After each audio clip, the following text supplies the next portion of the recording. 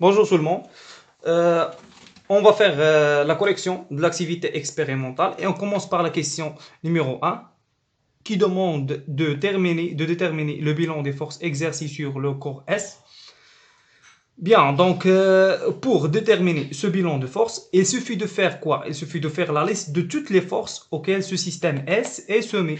Bien, on a donc la force exercée par le dynamomètre D1 sur le corps S et la force exercée par le dynamomètre D2 sur ce solide S. Et n'oublions pas bien sûr la force exercée par la Terre sur ce solide S.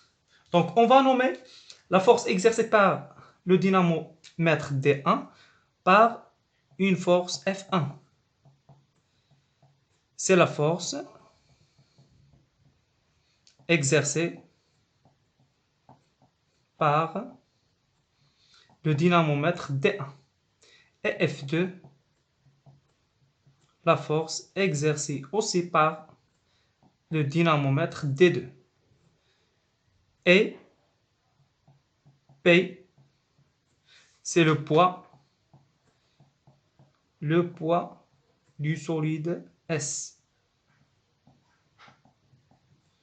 De solide S, ou bien on écrit la force exercée par la Terre sur le solide S. On va donner maintenant la nature de chaque force. La force 1, c'est une force de contact ou bien à distance. Bien, elle est de contact. Pourquoi? Parce qu'on a l'acteur et le receveur, dans ce cas-là, le corps S, sont en contact. Donc c'est une force de quoi? Force de contact.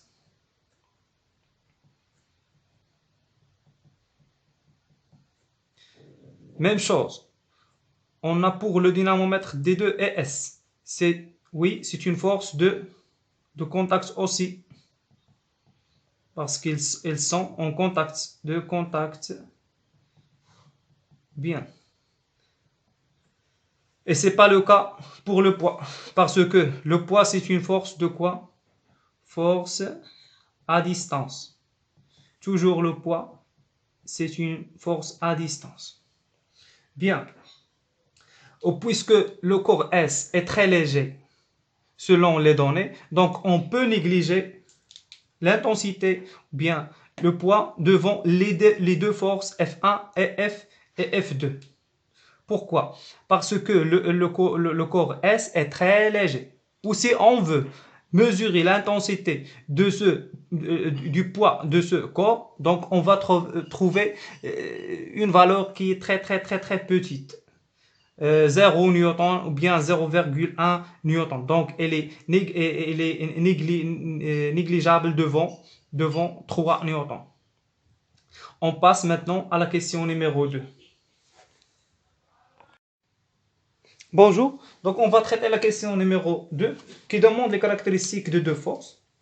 Donc on commence par la force F1. Bien, une force est toujours caractérisée par quoi? Par son application, par son point d'application, par sa droite d'action et son sens et son intensité. On commence par la force F1. Donc F1, c'est la force exercé par le dynamomètre D1. Donc le point d'application, c'est quoi? C'est le point de contact entre l'acteur qui est le dynamomètre et le receveur, dans ce cas-là, c'est le corps S. Donc le point d'application, c'est le point A. Bien, la droite d'action. La droite d'action, dans ce cas-là, c'est la droite AB. La droite AB. La droite AB. Et le sens bien sûr, du point B vers le point A, du B vers A. Et l'intensité, c'est l'intensité affichée sur le dynamomètre D1 qui est 3 newtons. Et on passe à la force numéro 2. Son point d'application, aussi c'est le point de contact entre le dynamomètre D2 et le corps S, c'est quoi? C'est le point B. Le point B. Bien. La droite d'action, c'est aussi la droite AB. C'est la droite passant par le point A et passant par le point B. Maintenant, le sens Maintenant, le sens, c'est du point A vers le point B. Donc, du A vers B. Dans ce cas-là, pour regarder que le sens s'inverse du A vers B. Et pour l'intensité, s'affiche aussi dans le dynamomètre D2. 3 newtons. Donc, comme vous le voyez ici, on n'a pas donné les caractéristiques du poids P. Car P est négligeable devant la force F1 et F2. Mais dans le bilan, il faut écrire le poids et ses caractéristiques. Bien, on passe maintenant à la question numéro 3. Bonjour, donc on va traiter maintenant la question numéro 3 qui demande quoi? Qui demande la représentation des deux forces. Donc bien, comme vous le voyez, donc on a l'intensité de la force F1, c'est 3 newtons, et l'intensité de la force F2, c'est 3 newtons. Donc on a F1, l'intensité sans vecteur 1, égale F2, égale comment? Égale 3 newtons. Donc pour la représentation, il suffit de faire quoi? De trouver une échelle convenable. Je prends par exemple 1 cm correspond à 2 newtons. Il signifie que 1,5 cm correspond à 3 newtons. Donc, pour représenter 3 newtons, il suffit de mesurer 1,5 cm. Bien. On va maintenant représenter, bien, on commence par la force F1. Donc, on mesure 1 cm, 1,5 cm. On commence par le point d'application pour cette force F1, c'est le point A. Donc, on va choisir une autre couleur, ou bien une autre couleur. Voilà. Et on fait. Voilà. Donc, F1 est représenté par quoi? Par une flèche de mesure 1,5 cm. La même chose pour la force F2. On va commencer toujours par son point d'application. Et on mesure 1,5 cm. Voilà. On met la flèche. Donc F2 est représenté par une flèche de 1,5 cm. Comme ça, on a répondu sur la question numéro 3. Bonjour, donc on va traiter maintenant la question numéro 4 qui demande de comparer les deux forces F1 et F2 et donner une conclusion à la fin. Bien, donc comme vous le voyez dans ce tableau, les caractéristiques de F1, donc sa droite d'action, c'est la droite AB. Son sens, c'est du point B vers le point A. Et son intensité, c'est 3 newtons. Bien, pour la force F2, la droite d'action, c'est la droite AB.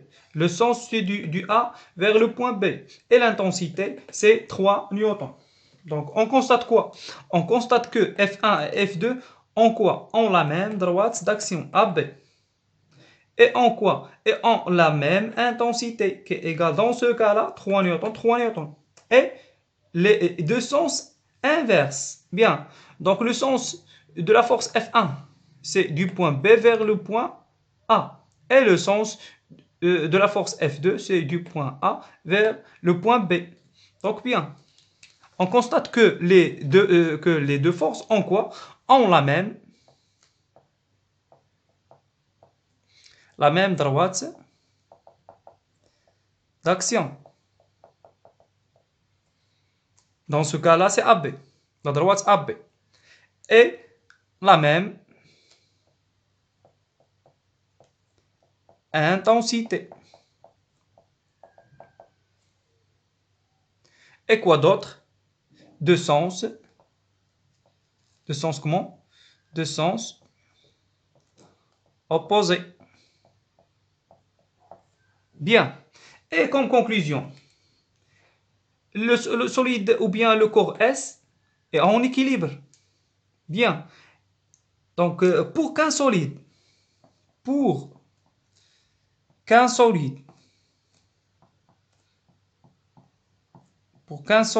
soumis à deux forces, soit en équilibre,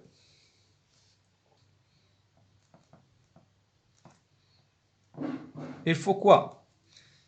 Il faut que ces deux forces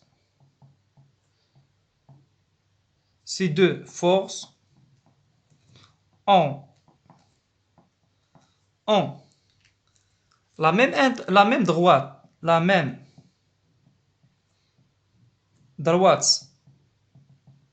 d'action, la même intensité